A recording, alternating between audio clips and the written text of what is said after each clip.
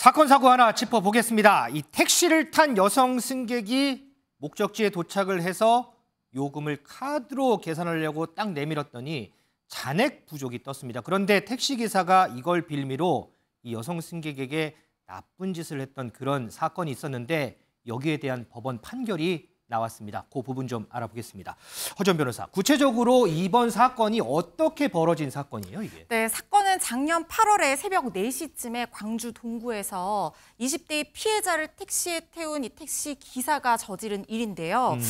도착한 뒤에 결제를 위해서 이 체크카드를 냈는데 잔액 부족으로 승인이 거절된 거예요. 네. 그럼 손님인 이 피해자 입장에서 상당히 당황하겠죠. 그랬더니 조수석으로 옮겨 앉을 것을 요구를 하고 이 신체 접촉을 하면서 강제추행 행위를 합니다. 아하. 그리고 거부 의사를 밝혔는데 아저씨랑 데이트 가자 뭐 이런 얘기를 하면서 이 손님을 데리고 뭐 주차장으로 또 이동을 해서 한적한 주차장으로 이동을 해서 계속해서 강제추행과 유사관계를 이어갔다는 거거든요. 피해자가 명확하게 밀치면서 거부 의사를 계속 표시했는데도 불구하고 계속 힘으로 제압한 뒤에 이런 범죄 행각을 이어갔다는 거고요. 법원이 택시기사 범행 유죄로 판단했습니다. 네. 피해자가 엄청난 두려움과 어떤 수치심을 느꼈을 것이다라고 인정은 했지만 네. 이 택시기사가 전과가 없는 초범이고 또 피해자와 합의를 해서 처벌 불원 의사를 피해자가 밝히고 있고 또 범행을 인정하고 반성한 점들을 고려해서 징역 1년에 집행유예 2년을 선고한 사건입니다. 그런데 관련된 댓글들 보면 지금 얘기했던 징역 1년에 집행유예 2년 이거 형량 너무 약한 거 아니냐 이런 댓글들이 많더라고요. 뭐 일단 유사강간 같은 경우에는 기본 형량이 1년 양형 기준에 따르면 1년 8개월에서 한 3년 4개월 정도로 되어 있고 여기에 이제 가중 요소와 감경 요소를 판단을 해서 가감을 하게 되는 그런 구조인데요. 물론 이게 뭐 지금 전과가 없고 또 피해자와 합의를 해서 처벌 불원 의사가 들어왔고 이런 부분들이 아마 일반적으로 보는 법감정에서는 이게 과연 감안해줘야 되는 요소냐 이렇게 분노하고 반발하는 그 마음은 저도 똑같고 공감하고 이해를 하지만요. 유사 사건과의 형평성이라든가 이런 것들을 고려해봤을 때 이렇게 피해자가 처벌 불원 의사를 밝히는 초범 같은 경우에는 이게 뭐 강제추행이나 유사강간 범죄는 집행유예가 선고되는 경우 상당히 많거든요. 그래서 이게 아주 이례적으로 가벼운 처벌이라고 보기는 조금 어려워 보입니다. 일단 국민 법감정하고는 좀 괴리가 있다 이렇게 봐도 되겠군요. 그러면. 자, 민지숙 기자, 이 성범죄 관련해서 오늘 온라인상에서 상당히 이슈가 되는 게 있더라고요. 네, 맞습니다. 바로 이 성범죄 전력에 있는 인물에 대한 취업 제한 어디까지 할까 이런 논란이 이뤄지고 있습니다. 네. 이 아동 청소년 성보호법의 개정안이 올해 10월부터 시행이 되는데요. 여기에 성범죄자의 취업을 제한하는 이 기관이 3년 만에 추가가 됩니다. 네. 좀 더 넓은 기관에 확대해서 성범죄자의 취업을 막겠다라는 법안인데 여기에 키즈 카페랑 놀이공원은 끝내 추가가 되지 않아서 온라인상에서 논란이 되고 있습니다. 그럼 성범죄자가 이 키즈 카페는 취직을 할 수 있다 이 얘기예요? 맞습니다. 성범죄 전력을 뭔가 확인할 수 해야 하는 의무 조항이 들어가지 않는 건데요. 수많은 아이들이 오고 가는 곳이지만 아동 청소년이 관련 기관으로 선정이 되지 않으면 성범죄 경력을 조회할 수 있는 법적인 근거가 없기 때문입니다. 여성가족부는 키즈카페 같은 경우에는 보호자가 함께 동행하는 경우가 많아서 이번 논의에서 빠졌다 이렇게 설명한 것으로 전해졌습니다.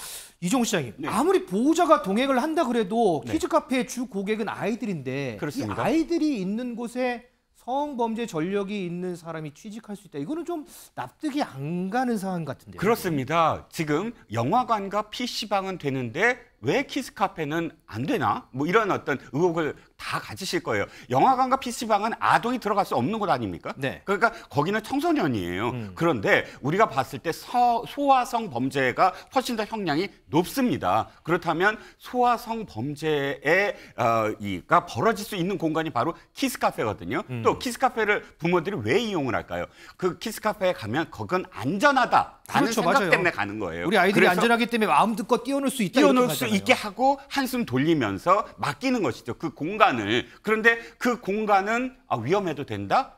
영화관과 PC방은 더 위험하다? 이런 발상 자체가 사실상 성범죄에 대한 어떤 기준에 대해서 판단하는 쪽에서 제대로 판단을 못하고 있구나. 역으로 얘기하면 미국이나 서구 선진국 같은 경우는 소아 성범죄자에 대한 경각심이 훨씬 더 높거든요. 그리고 예를 들어서 발찌를 차고 있을 때 그 발찌가 아이의 저기 앱에 뜹니다. 그 소아성 범죄자가 차고 있는 발찌가 나한테 얼마나 접근하는지까지가 앱에 뜰 수 있는 정도의 그런 수준이거든요. 그래서 저는 이 결정 대단히 잘못됐다고 생각을 합니다. 자, 그리고 또 한 가지가 허지연 변호사.